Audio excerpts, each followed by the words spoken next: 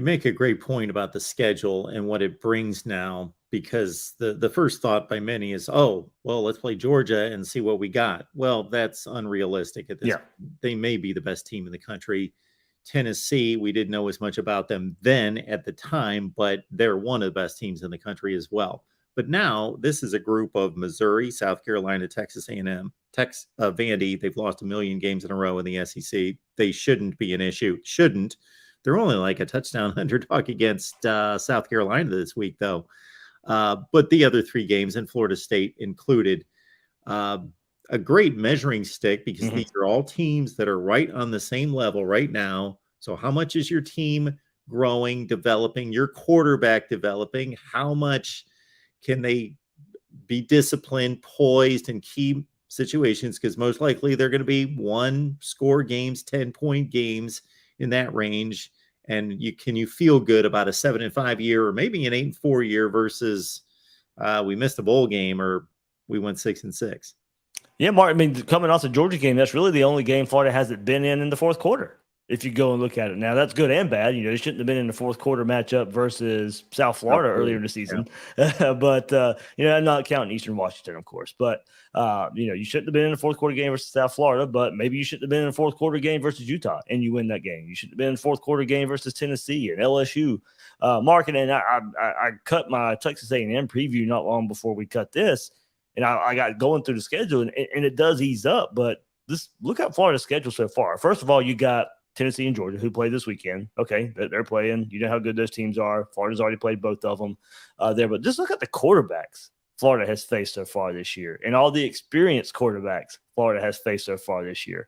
You got Cam Rising. You got Hendon Hooker. You got Will Levis. You got Stetson Bennett. I mean, you go down the list, and there's – Jaden Daniels at LSU played a lot of football. There's 5 quarterbacks right there out of 8 games so far for Florida were very experienced quarterbacks. And now you finally get a reprieve there with what Texas A&M's going to be trotting out there at quarterback, and a true freshman, Wegman, making his second career start now. Good performance by him last week versus Ole Miss, but now there's some film on him. Can you take advantage of that?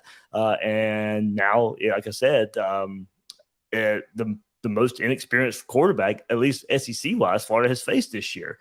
Now that's going to reverse it, and we talk about these games coming up. Well, you go against Spencer Rattler coming up, who has some experience, and then, of course, FSU and Jordan Travis with a lot of experience as well. So Florida, if you look at the schedule as a whole, has faced and is facing a whole lot of experienced quarterbacks, but not so much this week versus Texas A&M. So you got to try and take advantage there if you're Florida. And Mark, if you look at the schedule coming up, and it starts with Texas A&M, but South Carolina is the same way. Vanderbilt, of course, there. Florida's good at running the ball. These teams are not good at stopping the run. And so I know we want to put the game on Anthony Richardson's shoulders, and he's going to have to make some plays. There's each and every game you're going to have to make some plays, but maybe it's just a little bit easier for him because Florida's a good run team, and the defenses they're about to face are not so good at stopping the run. Yeah, 12 for 20 for $180 with no turnovers might be a nice kind of game to manage.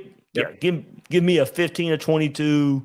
180 yards, give me 50 more on the ground. What we know the runs Anthony Richardson can make.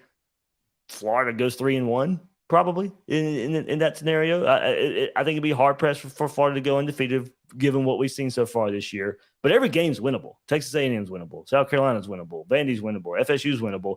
FSU might be the best out of the 4 Florida faces, and we wouldn't have said that before the beginning of the season. Now, of course, how do you gauge ACC versus SEC and all that? That's another conversation, but based off of just pure stats, and I think even some eye tests this year, you could say FSU is the best team Florida has remaining on the schedule. Record says pretty much that in some ways. I know South Carolina's 5-3 as well, but I think FSU's 5-3 is probably a bit better, and South Carolina's 5-3. So 3 games left for both those teams before that game comes up in the season finale. So Florida's got a lot to figure out, Mark, I think.